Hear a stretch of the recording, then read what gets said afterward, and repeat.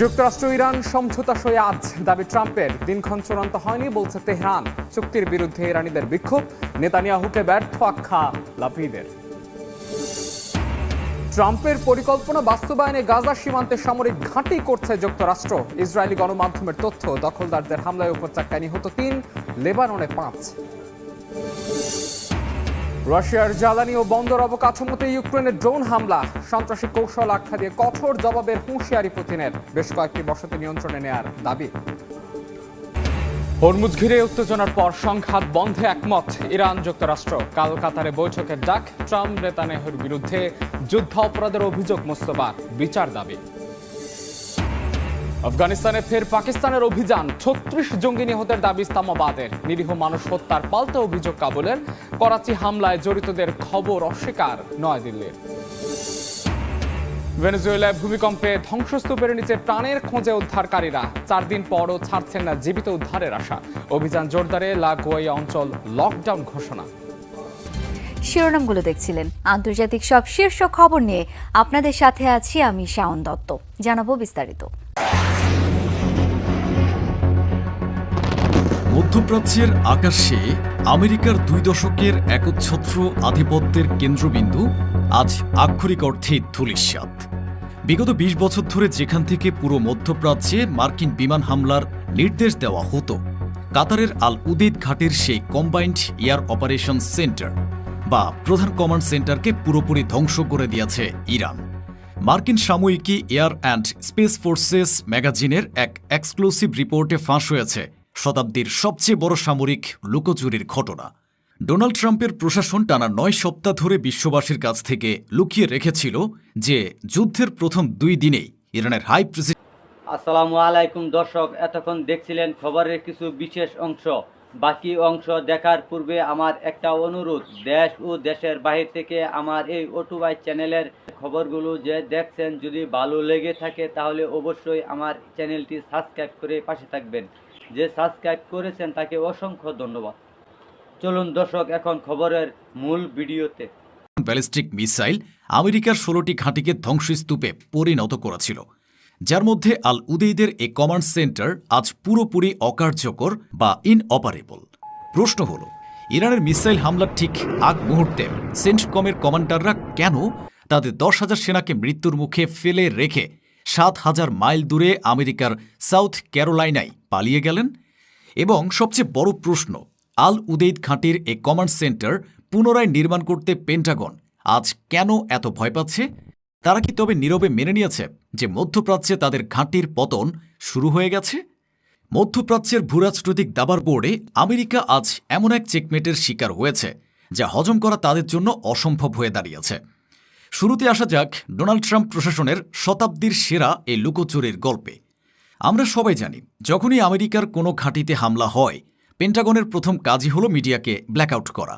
তারা দাবি করে আমাদের কোনো ক্ষতি হয়নি, শুধু কয়েকজনের মাথা ব্যথা হয়েছে। কিন্তু সত্য শেষ পর্যন্ত চাপা থাকে না।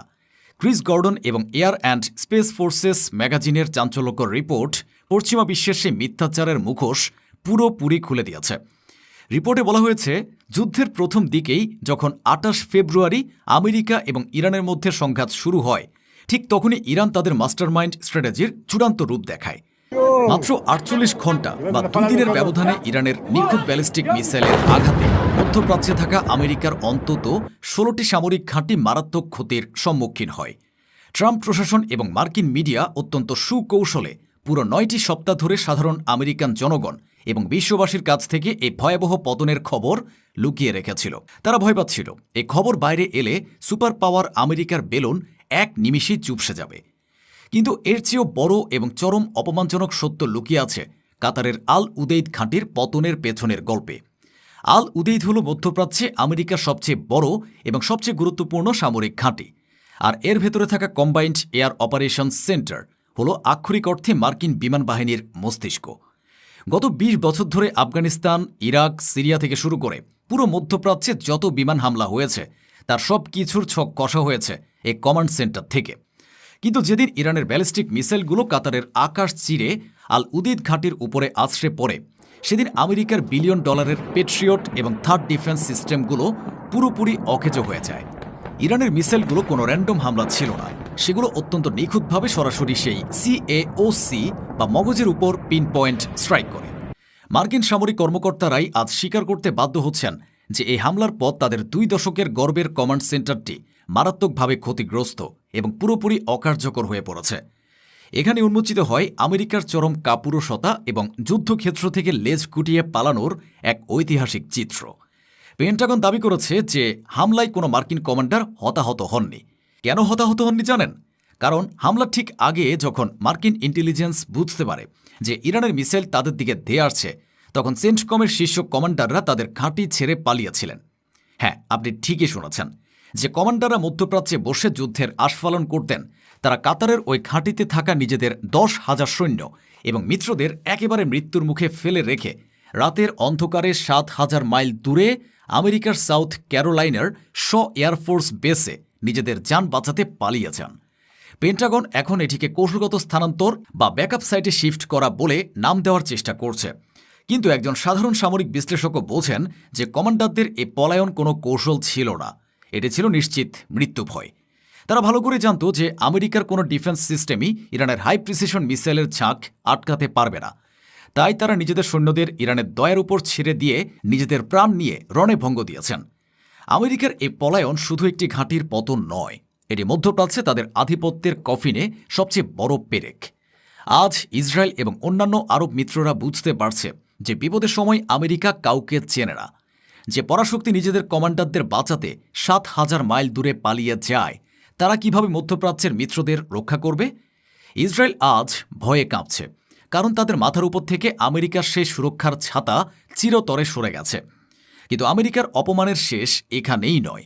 সবচেয়ে চমকপ্রদ তথ্যটি হল আল উদেইদ ঘাঁটির সে কমান্ড সেন্টারটি ধ্বংস হওয়ার পর পেন্টাগন আজ এক নতুন এবং ভয়ঙ্কর বিতর্কের মুখে পড়েছে।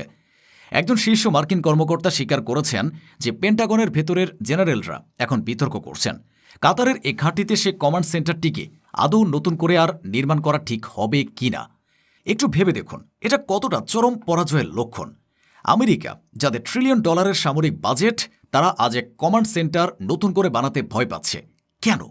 কারণ তারা খুব ভালো করে জানে যে আল উদেইদ ঘাঁটি এখন ইরানের মিসাইলের সহজ লক্ষ্যবস্তু। আর তারা যদি নতুন করে সেখানে $1 বিলিয়ন খরচ করে কমান্ড সেন্টার বানায়ও, ইরান সেখানে যে কোনো মুহূর্তে আবার মিসাইল মেরে সেটিকে ধুলোয় মিশিয়ে দেবে। অর্থাৎ পেন্টাগন নীরবে মেনে নিয়েছে যে পারস্য উপসাগর এবং মধ্যপ্রাচ্যে স্থায়ী ঘাঁটি বানানোর দিন তাদের শেষ। তারা এখন বুঝতে পারছে সমকক্ষ বা পিয়ার অ্যাডভার্সারি হিসেবে ইরানের আধুনিক প্রযুক্তির সামনে তাদের পুরনো স্টাইলের ফিক্সড বা স্থায়ী ঘাঁটিগুলো এক একটি জ্বলন্ত মৃত্যুফাঁদ ছাড়া আর কিছুই নয়। আজ মধ্যপ্রাচ্যের আকাশ এক ঐতিহাসিক পরিবর্তনের সাক্ষী। স্যাটেলাইট ফুটেজ, ফাঁস হওয়া গোপন রিপোর্ট এবং কমান্ডারদের পলায়নের দৃশ্য প্রমাণ করে যে আমেরিকা আজ ইরানের মিসাইল শক্তির সামনে কতটা অসহায়। প্রেসিডেন্ট ট্রাম্প একদিকে ফাঁকা হুমকি দিচ্ছেন, আর অন্যদিকে তার বাহিনী যুদ্ধক্ষেত্র থেকে লেজ গুটিয়ে পালাচ্ছে। এই দ্বিমুখী নীতি প্রমাণ করে যে তারা যুদ্ধ করতে ভয় পাচ্ছে। তারা বুঝতে পেরেছে ইরানে সরাসরি হামলা করা মানে মধ্যপ্রাচ্যে নিজেদের কবর নিজেরাই খোঁড়া।